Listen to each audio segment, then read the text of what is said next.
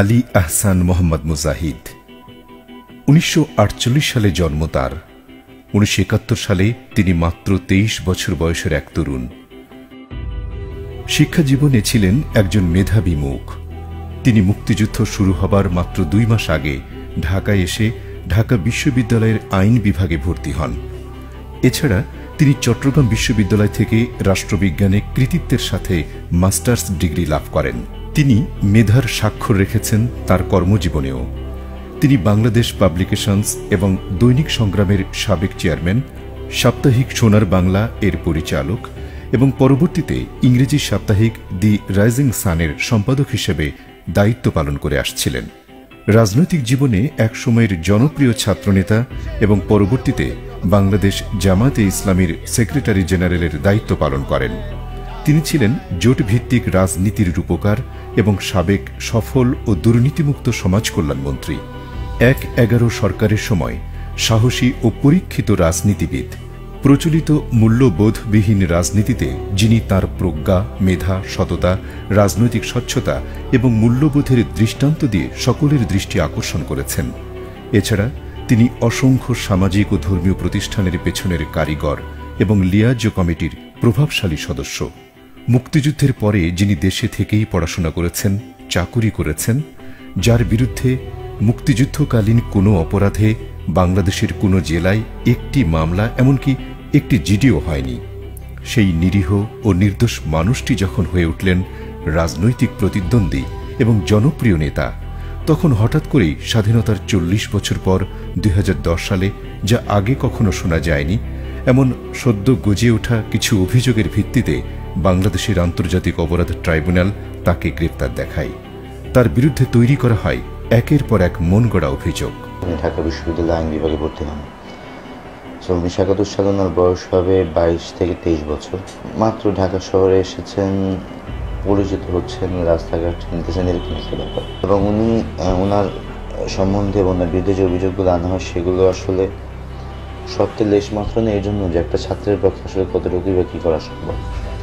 এখানে একটা হিসাব বুঝতে হবে, সেটা হচ্ছে উনি কিন্তু দলের মহাসচিব 2000 সালে, বা দেশের মন্ত্রী হয়েছেন উনি 2001 সালে। 1971 সালে কিন্তু উনি দেশের মন্ত্রী ছিলেন না। এই সময় উনি ছাত্র ছিলেন। এই সময় উনি কোনো সরকারি দায়িত্বও ছিলেন না, দলেরও কোনো দায়িত্ব ছিলেন না। একজন ছাত্রনেতা হিসেবে তার কোনো সরকারি বা বেসামরিক বা সামরিক কোনো পক্ষের কারোর সাথে তার কোনো বৈঠক হয়েছে, কোনো আর্মি জেনারেলের সাথে উনি আদৌ কোনোদিন কোথাও বসেছেন, এরকম কোনো তথ্য বা ছবি আমরা এখনো পর্যন্ত পাই না। এটা আসলে নেই। ছাত্র আন্দোলন ছিল মানুষের, একজন ছাত্রের পাঠ্যবইয়ের বাইরে তার ব্যক্তিত্ব বিকাশ সাধন করার ব্যাপারে একটি সংযোগ। ছাত্র আন্দোলন ছিল একটা ছাত্রের প্রতিভা এবং মেধা বিকাশ সাধন করার একটা সংযোগ। তার বিরুদ্ধে অসংখ্য অভিযোগ সাজানো হলেও এর মধ্যে 1 ও 6 নম্বর অভিযোগকে মিলিয়ে এবং 7 নম্বর অভিযোগে তাকে মৃত্যুদণ্ড দেয়া হয়। আসুন দেখি কি বলা ছিল এই অভিযোগগুলোতে এবং এগুলোর বিচার প্রক্রিয়াই বা কেমন ছিল। প্রথম অভিযোগে বলা হয়েছে, জনাব আলী আহসান মোহাম্মদ মুজাহিদ ইতপূর্বে দৈনিক ইত্তেফাকের নির্বাহী সম্পাদক সিরাজউদ্দিন হোসেনের একটি কলামের প্রতিক্রিয়ায় আরেকটি কলাম লিখেন, যা 1971 সালের 16 সেপ্টেম্বর তারিখে দৈনিক সংগ্রামে প্রকাশিত হয়। দৈনিক সংগ্রামের ওই পাল্টা কলামে সিরাজউদ্দিনকে ভারতের দালাল হিসেবেও সমালোচনা করা হয়। এই সময় প্রখ্যাত সাংবাদিক ও বুদ্ধিজীবী জনাব সিরাজউদ্দিন হোসেন জামায়াতে ইসলামী ও আল বদর বাহিনীর টার্গেটে পরিণত হন। এমনই এক অবস্থায় 1971-এর 10 ডিসেম্বর দিবাগত রাত আনুমানিক 3টা থেকে 3:30 মিনিটের দিকে মাংকি ক্যাপ পরিহিত 7-8 জন যুবক কাঁধে রাইফেল নিয়ে সিরাজউদ্দিন হোসেনের 5 চামিলিবাগস্থ বাসায় আসে এবং তাকে অপহরণ করে নিয়ে যায়। সিরাজউদ্দিন হোসেন আর কখনো ফিরে আসেননি, এমনকি তার দেহটিও আর খুঁজে পাওয়া যায়নি। সাংবাদিক সিরাজউদ্দিন হোসেনকে অপহরণ ও হত্যার পেছনে প্ররোচনা, সহায়তা ও অবদান রাখার জন্য জনাব মুজাহিদকে অভিযুক্ত করা হয়।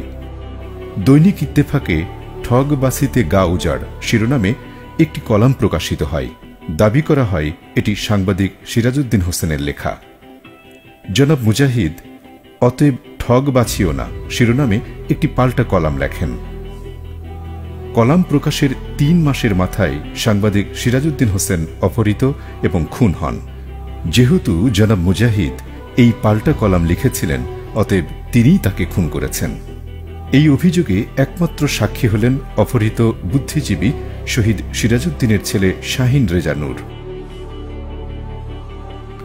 সাক্ষী শাহিন রেজা নূর আদালতকে জানান যে তার পিতা দৈনিক ইত্তেফাকে রাজনৈতিক ভাষ্যকার বা অনামী বই নামে রাজনৈতিক নিবন্ধ লিখতেন। তিনি বলেন, আমার যতদূর মনে পড়ে লেখাটি প্রকাশিত হয়েছিল রাজনৈতিক ভাষ্যকার এই নামে। অথচ দেখুন, আলোচিত সেই কলামটি যার শিরোনাম ঠগবাছিতে গা উজাড়, এখানে পরিষ্কার দেখা যাচ্ছে যে কলামটি লিখেছেন একজন স্টাফ রিপোর্টার, অর্থাৎ সিরাজউদ্দিন হোসেন যে আর্টিকেলটি লিখেছেন তারই প্রমাণ নেই। তাহলে তিনি টার্গেট হতে যাবেন কি কারণে? পত্রিকার নির্বাহী সম্পাদক কি কখনো স্টাফ রিপোর্টার পরিচয় লিখেন? পাল্টা কলামের লেখক কে, সাক্ষী তা জানতেন না। অভিযোগ অনুযায়ী ঠগবাছিতে গা উজাড় এর কাউন্টার আর্টিকেল অতএব ঠগ বাছিও না লেখার দায়ে জনাব মুজাহিদ অভিযুক্ত। ওদিকে অভিযোগকারী শাহিন রেজা নূর নিজেই আদালতে স্বীকার করেছেন, অতএব ঠগ বাছিও না এই নিবন্ধের লেখক কে ছিলেন তা আমার জানা নেই। তাহলে জনাব মুজাহিদের ঘাড়ে দায় চাপানো হলো কেন? মজার ব্যাপার হল, শাহিন রেজা নূর তার বাবার হত্যার জন্য স্বাধীনতার পরপর খলিল নামে এক ব্যক্তির বিরুদ্ধে মামলা করেন। সেই মামলায় উক্ত খলিলের সাজা হবার মাধ্যমে আজ থেকে প্রায় 43 বছর আগে মামলাটির নিষ্পত্তি ঘটে। সাক্ষী শাহিন রেজা নূর জেরার এক পর্যায়ে স্বীকার করেন এবং বলেন, আমার পিতাকে অপহরণের পরপর আমি কোনো মামলা করিনি, তবে সম্ভবত 72 বা 73 সালে রমনা থানায় আমি দালাল আইনে একটি মামলা করেছিলাম। আমি ওই মামলায় সাক্ষ্য দিয়েছিলাম। ওই মামলায় একজন আসামি ছিল, নাম এই মুহূর্তে মনে নেই, তবে সম্ভবত তার নাম ছিল খলিল। ইসরায়েল আসামি ছিল কিনা মনে নেই। ওই মামলায় আসামি খলিল স্বীকারোক্তিমূলক জবানবন্দি দিয়েছিল এবং বিচারে তার যাবজ্জীবন সাজা হয়। ওই বিচারের রায় সম্পর্কিত সংবাদ বিভিন্ন পত্রপত্রিকায় তখন প্রকাশিত হয়েছিল। তাহলে এক হত্যার জন্য সেই মামলার 43 বছর পর ভিন্ন আরেকজনকে জড়িয়ে আবার মামলা করবার রহস্যটা কি? সাক্ষী শাহিন রেজা নূর এক পর্যায়ে স্বীকার করেন, ইহা সত্য যে আমি আমার মা এবং ভাইদের কেউ কেউ আমার পিতার অপহরণ এবং তাকে হত্যা সংক্রান্ত স্মৃতিচারণমূলক লেখা লিখেছি এবং তা বিভিন্ন পত্রপত্রিকায় বিভিন্ন সময় প্রকাশিত হয়েছিল। ইহা সত্য যে এর কোনো লেখাতেই আলী আহসান মোহাম্মদ মুজাহিদকে সম্পৃক্ত করিনি, বরং তিনি সম্পৃক্ত করেছিলেন ভিন্ন একজনকে। সাক্ষীকে এক পর্যায়ে জনাব মুজাহিদ সম্পর্কে সরাসরি প্রশ্ন করা হলে তিনি বলেন, মুজাহিদ সাহেবের সঙ্গে আমার ব্যক্তিগত পরিচয় ছিল না। এই ট্রাইব্যুনাল ছাড়া ইতোপূর্বে মুজাহিদ সাহেবের বিরুদ্ধে আমি কোথাও কোনো অভিযোগ করিনি। ইহা সত্য যে এই ট্রাইব্যুনাল ব্যতীত অন্য কোথাও জনাব মুজাহিদকে আল বদর বা তার কমান্ডার হিসেবে আখ্যায়িত করে কোনো বক্তব্য রাখিনি। তাহলে প্রশ্ন হল, এত যুগ পরে হঠাৎ করে কোন স্বার্থে তিনি তার পিতার হত্যাকারী হিসেবে জনাব মুজাহিদকে জড়ালেন? তাছাড়া সাংবাদিক সিরাজউদ্দিন হোসেন হত্যার জন্য একবার মামলা হয়েছিল। শাহিন রেজা নূর সেই সময়ে জনাব মুজাহিদের বিরুদ্ধে কোনো অভিযোগ আনেননি। একজনের সাজা হয়ে মামলাটি নিষ্পত্তি হয়েছিল। সাক্ষীর এই স্বীকারোক্তি জনাব মুজাহিদের বিরুদ্ধে আনিত এই অভিযোগের অসারতা প্রমাণের জন্য যথেষ্ট। কেননা আজ 42 বছর পরে এসে সেই একই ঘটনায় নতুন করে অভিযোগ ইতিহাসের এক জঘন্য বিকৃতি। 6 নম্বর অভিযোগে বলা হয় যে 1971 সালে মোহাম্মদপুর ফিজিক্যাল ইনস্টিটিউট বা শারীরিক শিক্ষা কলেজ পাকিস্তানি আর্মিদের একটি টর্চার ক্যাম্প ছিল। জনাব মুজাহিদের বিরুদ্ধে অভিযোগে বলা হয়, তিনি নিয়মিত এই টর্চার ক্যাম্পে যেতেন এবং পাকিস্তানি সেনা কর্মকর্তার সাথে সলা পরামর্শ করতেন। ওই পরামর্শের আলোকেই 10 ডিসেম্বর 1971 থেকে 14 ডিসেম্বর পর্যন্ত বুদ্ধিজীবী হত্যাযজ্ঞ নিধন চলে। এই অভিযোগে ট্রাইব্যুনাল জনাব মুজাহিদকে ফাঁসির দণ্ডাদেশ প্রদান করেন। এই অভিযোগটি সুনির্দিষ্ট নয়। জনাব মুজাহিদ কবে, কাকে, কিভাবে হত্যা বা অপহরণ করেছেন সুনির্দিষ্ট কোনো দিন তারিখ উল্লেখ নেই। কোন আর্মি অফিসারের সঙ্গে কোথায় বসে এই পরামর্শ হয়েছে সে ব্যাপারেও কোনো উল্লেখ নেই। এই পরামর্শের সময় আর কেউ উপস্থিত ছিল কিনা এই মর্মে সুনির্দিষ্ট কোনো তথ্য দেয়া হয়নি। এইভাবে অভিযোগ গঠন 1973 সালের আন্তর্জাতিক অপরাধ ট্রাইব্যুনাল আইনের পরিপন্থী। তাছাড়া কোনো বুদ্ধিজীবী পরিবারের কোনো সদস্য কিংবা যারা এই ফিজিক্যাল ট্রেনিং ইনস্টিটিউটের কথিত ঘটনার ভিকটিম তাদের কারো স্ত্রী বা সন্তান সন্ততি ট্রাইব্যুনালে এসে জনাব মুজাহিদের বিরুদ্ধে কোনো সাক্ষ্য প্রদান করেননি। এই মামলার একমাত্র প্রত্যক্ষদর্শী সাক্ষী রুস্তম আলী মোল্লা। 1971 সালে তার বয়স ছিল 14 বছর। তার বাবা রহম আলী মোল্লা ওই ফিজিক্যাল ট্রেনিং ইনস্টিটিউটের সিকিউরিটি গার্ডের চাকুরি করতেন। সে এখনও জীবিত আছে, কিন্তু রাষ্ট্রপক্ষ তাকে সাক্ষী হিসেবে আদালতে হাজির করেনি। ওই সময়কার প্রিন্সিপাল বা অধ্যক্ষ এখনও জীবিত আছেন, তাকেও এই মামলার সাক্ষী করা হয়নি। তদন্তকারী কর্মকর্তা স্বীকার করেছেন যে তৎকালীন কোয়ার্টারে থাকা কোনো স্টাফ, অধ্যাপক বা অন্য কোনো কর্মকর্তা কর্মচারীকে তিনি এই ঘটনায় জিজ্ঞাসাবাদ করেননি। প্রাপ্তবয়স্ক কাউকে এই ঘটনায় সাক্ষী না করে 14 বছরের একজন বালককে সাক্ষী করা আইনের দৃষ্টিতে গর্হিত কাজ। সে ছিল নাবালক। সে নিজেই স্বীকার করেছে তার বাবা সার্বক্ষণিক গার্ডের কাজ করতেন। এটি হাস্যকর যে সে তার জবানবন্দিতে বলেছে এই ঘটনা সংক্রান্তে সে তার বাবার চেয়েও বেশি জানে। এহেন পরিস্থিতিতে এই সাক্ষীর উপর নির্ভর করে মাননীয় ট্রাইব্যুনাল জনাব মুজাহিদকে বেআইনিভাবে মৃত্যুদণ্ড প্রদান করেছেন। সবচেয়ে বড় কথা হল, তার বাবা রহম আলী বিভিন্ন টিভি সাক্ষাৎকারে ঘটনার বর্ণনা করলেও জনাব মুজাহিদকে তার সাথে সম্পৃক্ত করেননি। বেশিরভাগই দেখছি বিহারি, না বাঙালি খুব কম। দুই একজন বাঙালিও চিনতাম না। চিনতাম যদি বাড়ি ঘরে থাকতে চিনতাম, ওরা তো নাই তো।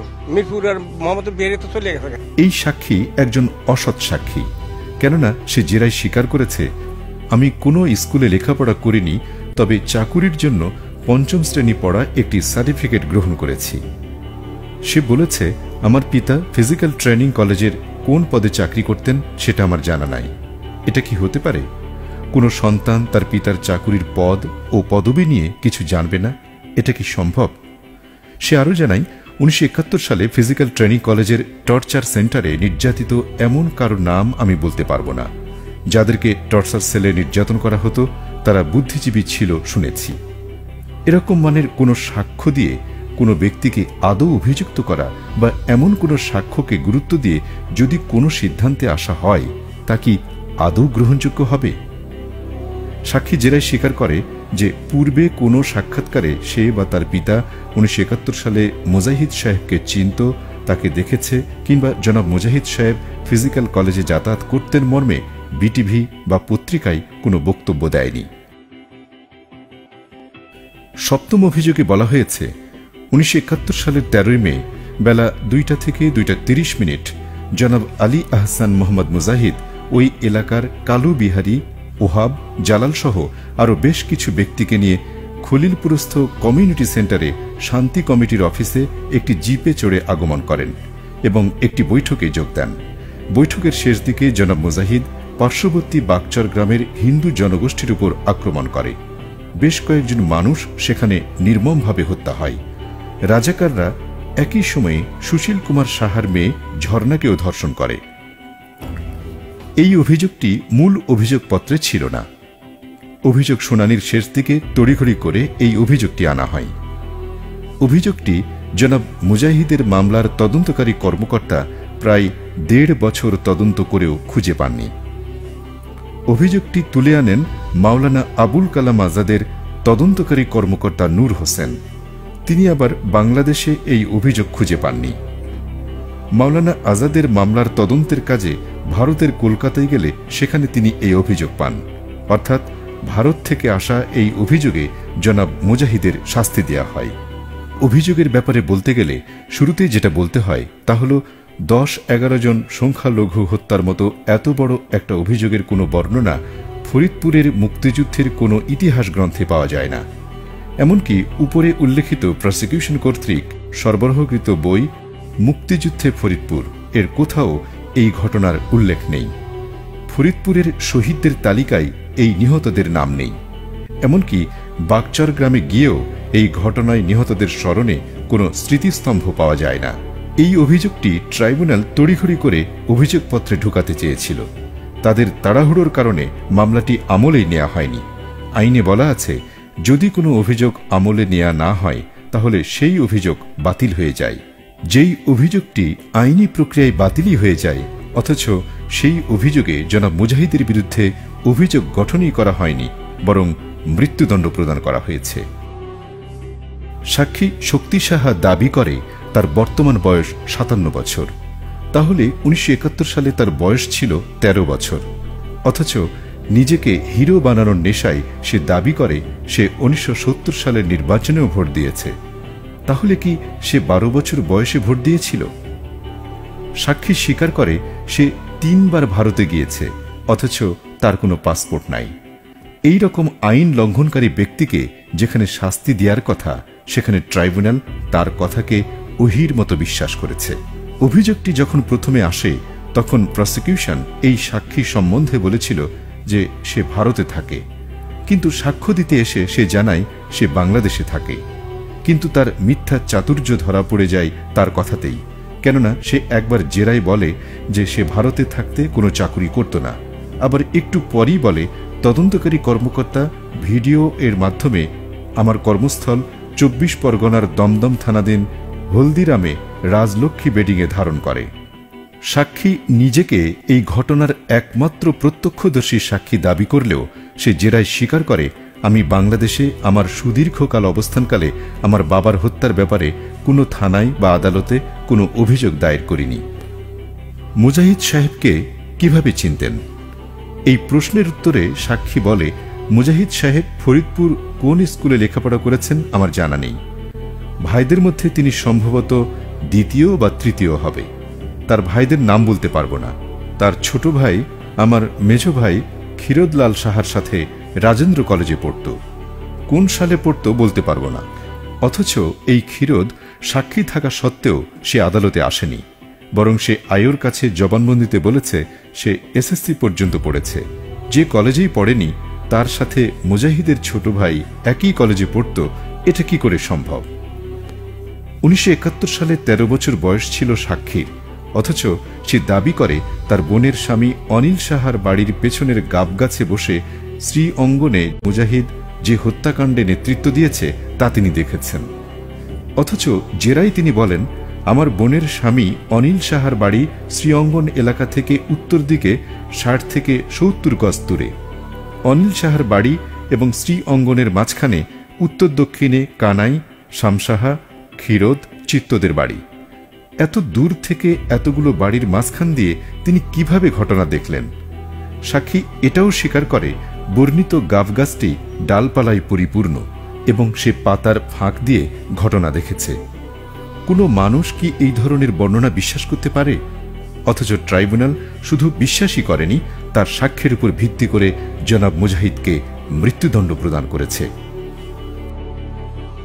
যেখানে সকল সাক্ষীর বক্তব্যই অসংযত, যেখানে সাক্ষীদের বিশ্বাসহীনতা আর মিথ্যা কথায় পূর্ণ জালিয়াতি বারবার ধরা পড়েছে, সেইখানে এহেন নিম্নমানের সাক্ষীর মিথ্যা বক্তব্যের উপর নির্ভর করে মৃত্যুদণ্ড দূরের কথা কোনো মানুষকে একদিনের জন্য সাজা দেওয়াটাও অমূলক।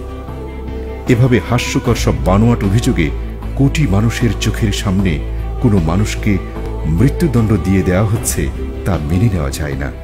এই অবিচার এবং জুলুমের অবসান এখন সময়ের অপরিহার্য দাবি। মানবতা ও ন্যায় বিচারের স্বার্থে এই বিচার বিভাগীয় হত্যাকাণ্ডের বিরুদ্ধে সর্বোচ্চ সোচ্চার হন।